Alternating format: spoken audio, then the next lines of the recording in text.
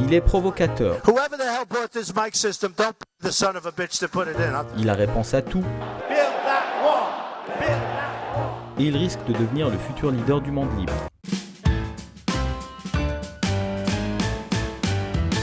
Donald Trump est né le 14 juin 1946 dans le Queens, à New York. Il est le quatrième né d'une famille de 5 enfants.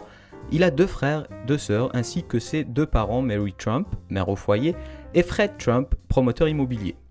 Il commence ses études dans une école privée, comme tout gosse de riche qui se respecte, mais son tempérament incontrôlable lui vaut d'être envoyé à l'âge de 13 ans à l'Académie militaire de New York où il finit ses études. Il paraît qu'il y excellait tant sur le plan scolaire que sportif. Oui, je sais ce que vous pensez, il a effectivement mal vieilli. Après sa graduation, il rejoint Wharton School, l'école de commerce de l'université de Pennsylvanie, comme tout gosse de riche qui se respecte, et déjà il commence à s'impliquer dans l'entreprise familiale. Il finit ses études avec un diplôme en économie et un prêt d'$1 million de son père pour se lancer en affaires. Moi j'ai eu du chômage à la fin de mes études. En 1971, Donald Trump investit dans des projets immobiliers à Manhattan, contre l'avis de son père. Il faut savoir qu'au début des années 70, New York vit une crise financière et le marché de l'immobilier est très instable. Mais pour Trump, cela s'avère être une excellente décision qui lui rapporte gros. Sa stratégie est d'acheter des propriétés en liquidation ou de reprendre des projets en faillite pour les développer lui-même. On appelle ça la stratégie du vautour ou encore la Bernard Tapie. Grâce à ça, il bâtit sa réputation d'homme d'affaires redoutable, ce qui lui permet de mettre son nom sur des projets de plus en plus grands. En 1974, à l'âge de 28 ans, il devient le PDG de l'entreprise familiale. Et parlons-en justement de la Trump Organization. C'est le grand-père de Donald qui en est l'instigateur. Il est né en Allemagne et a émigré aux États-Unis en 1885 à l'âge de 16 ans, sous le nom de Friedrich Trumpf. Ils ont enlevé le F par la suite pour faire plus classe et surtout moins allemand. Friedrich Trumpf s'est enrichi en ouvrant des restaurants et des hôtels aux États-Unis et au Canada. Son premier restaurant, The Dairy, avait bien sûr de la nourriture au menu, des boissons, mais aussi des femmes. C'était un bordel en fait. Friedrich est par la suite retourné en Allemagne où il s'est marié. Il a finalement dû quitter pour l'Amérique à nouveau car il était accusé d'avoir essayé d'échapper au service militaire, obligatoire à l'époque. Arrivé à New York, il a commencé à investir dans l'immobilier avec quelques succès, ce qu'il a poursuivi jusqu'à sa mort en 1818. Sa femme, Elizabeth, et ses enfants Fred et John ont alors pris la relève en créant la Elizabeth Trump & Sons Company en 1923. Quelque temps après, Donald Trump la renommera The Trump Organization. Elizabeth Trump & Sons & Grandsons & Grand-Grandsons, ça faisait un peu trop long en fait. Petite anecdote, la famille Trump, incluant Donald, a jusqu'à récemment nié ses origines allemandes en prétendant être originaire de Suède. En fait, être allemand à New York après la Grande Guerre, c'était comme être juif en Allemagne pendant la guerre. Il valait mieux le cacher. Et Donald Trump est prêt à tout pour atteindre ses objectifs. Mentir sur ses origines pour obtenir des contrats, c'est pas un problème pour lui. Nous verrons plus loin qu'il peut faire bien pire. En 1977, il épouse la top modèle Ivana Zelníčková avec qui il aura 3 enfants qui rejoindront tous la Trump Organization. Les Trump ont peu d'imagination en ce qui a trait à leur choix de carrière. Ils divorcent en 1991 parce que Trump a trompé Ivana avec l'actrice Marla Maples qu'il épousera quelques années plus tard. Cette histoire a fait le tour des tabloïds, tout comme son second divorce avec Marla en 1997. Aujourd'hui, Trump est marié à Melania avec qui il vit depuis 2004. Petite remarque, même si Donald Trump est anti-immigration, il a contribué à naturaliser au moins 2 personnes, et oui, 2 de ses épouses, en l'occurrence Ivana et Melania, n'avaient pas la nationalité américaine avant de le rencontrer. Mais Trump n'est pas à une incohérence près. Le portfolio immobilier de Trump est impressionnant. Parmi ses grandes réalisations, on peut citer les Trump Tower, le Trump Taj Mahal, le Trump Plaza, la rénovation de Central Park, les clubs de golf et la liste est encore très longue. À première vue, cela peut donner l'impression que Trump est un développeur immobilier très prolifique, ce qui n'est pas faux, mais parfois il n'est pas directement lié à la construction. Il loue son nom à d'autres promoteurs pour donner du prestige au projet, ou juste parce que Trump ça sonne bien. Et même si la plupart de ses projets ont abouti, d'autres ont été plus compliqués. Il a dû par exemple utiliser le chapitre 11 de la loi sur la faillite à 4 reprises, notamment dans l'affaire du Taj Mahal. Il a même dû se départir du Trump Princess, son méga yacht de 86 mètres. Mais Trump ne fait pas que dans l'immobilier, il investit également dans toutes sortes de projets, de la gestion de top modèles au voyage aérien en passant par l'hôtellerie, la restauration, les casinos, la vodka, les livres, la production télé, la télécommunication. Aucun domaine ne semble inaccessible pour lui. Il est également présent dans le milieu du show business avec plusieurs participations dans des films et séries télé comme Maman j'ai raté l'avion ou encore Le Prince de Bel-Air. Il a aussi participé à des combats de lutte, mais il est plus connu pour avoir animé l'émission The Apprentice de 2004 à 2015, émission pour laquelle il a été nominé aux Emmy Awards à 2 reprises. Nous voilà enfin arrivés à l'essentiel, le plat principal, sa carrière politique.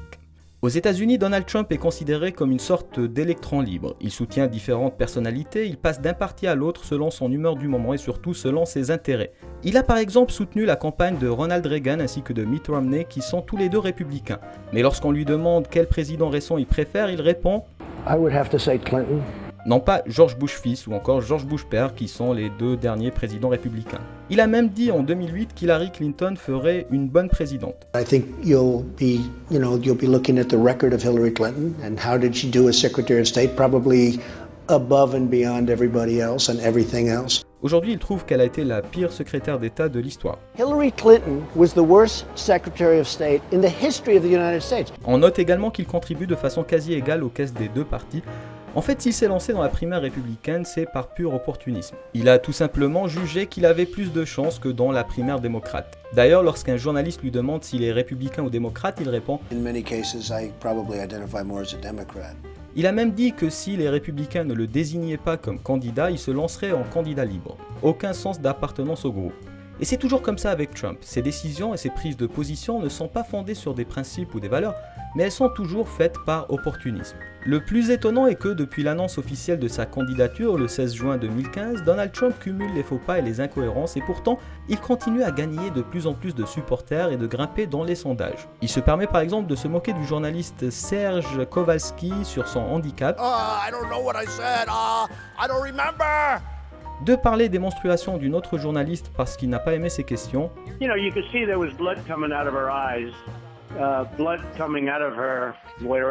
d'utiliser un langage vulgaire, But it's political bullshit. She said he's a pussy. And you can tell them to go themselves. et même d'insulter ses propres électeurs. How stupid are the people of Iowa? Les raisons souvent évoquées pour expliquer son succès sont sa réussite dans le milieu des affaires, le fait qu'il finance sa propre campagne et qu'il soit perçu comme le candidat anti-système. Because I don't need anybody's money. It's nice. I don't need anybody's money. I'm using my own money. I'm not using the lobbyists. I'm not using donors. I don't care. I'm really rich. I'll show you that in a second. Mais également son côté populiste, le fait de jouer sur la peur, Our country's going to hell. avec des sujets comme l'immigration, They're bringing drugs. They're bringing crime.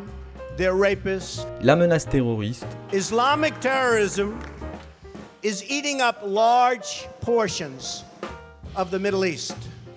ou encore en gonflant les chiffres du chômage. And our real unemployment is anywhere from 18 to 20%. Don't believe the 5.6. Et pour tous ces problèmes, Donald Trump a une solution toute simple. Sa grande solution pour lutter contre l'immigration illégale par exemple est de construire un mur à la frontière mexicaine, We will build a wall. dont les Mexicains eux-mêmes paieront les frais. À cela, l'ancien président mexicain rétorque: I'm not gonna pay for that fucking wall. une autre de ses solutions miracles est son fameux plan pour combattre ISIS, qu'il ne veut surtout pas dévoiler pour pouvoir les surprendre. What do I want to do with Syria? I know what I want to do. Believe me, you're going to be happy. But I don't want to tell. I don't want them to say, oh, well, Trump's going to do this, so we'll do this. Il a un plan, mais il peut pas le dire. Un peu facile tout ça. Tout comme sa trouvaille pour lutter contre le chômage, il dit qu'il faut simplement inciter les gens à travailler. On n'avait pas pensé à ça. Et lorsqu'on lui demande des mesures concrètes, il dit que ce n'est pas une question de mesures concrètes, mais une question d'incitation et d'encouragement. Voilà quoi. L'autre de ses grandes forces, c'est qu'il a la capacité de changer d'opinion sur n'importe quel sujet à n'importe quel moment. Chose extrêmement difficile à faire lorsqu'on a une colonne vertébrale. Donald Trump a changé d'avis sur plusieurs sujets comme l'avortement. I'm very pro-choice. I am pro-life. Il a aussi changé d'avis sur la guerre en Afghanistan. We made a terrible mistake getting involved there in the first place. I think it's important that we, number one, keep a presence there. Et aussi sur la crise des migrants syriens. Now, do you object to migrants who are getting out of the Middle East and North Africa? Do you object to them coming to the USA?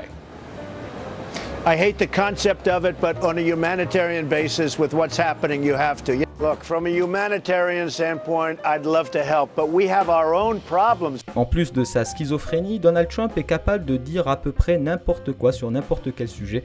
Le site de fact-checking PolitiFact qualifie les discours de Donald Trump de vagues et contradictoires. Selon eux, 77% de ce qu'il dit est faux. Voici quelques exemples. Sur Hillary Clinton, par exemple, il dit « L'agenda d'Hillary Clinton est de libérer les criminels violents de prison. Elle veut tous les faire sortir. » Ce que Hillary Clinton n'a jamais dit. Sur les migrants, il dit « Regardez, nous sommes en guerre avec ces gens-là et ils ne portent pas d'uniforme. C'est une guerre contre des gens qui sont vicieux, des gens violents, dont on n'a aucune idée de ce qu'ils sont et d'où ils viennent. Nous autorisons des dizaines de milliers d'entre eux à rentrer dans notre pays maintenant. » Une dernière pour finir, les statistiques criminelles montrent que 80% des victimes d'homicides blancs sont tuées par des noirs. Bon, voilà ce qui conclut cette vidéo. Qu'on l'aime ou pas, Donald Trump choque, provoque, fait parler de lui et ça semble lui réussir. Seul l'avenir nous dira si l'Amérique est capable de donner le pouvoir à un tel personnage. Et vous, qu'en pensez-vous ?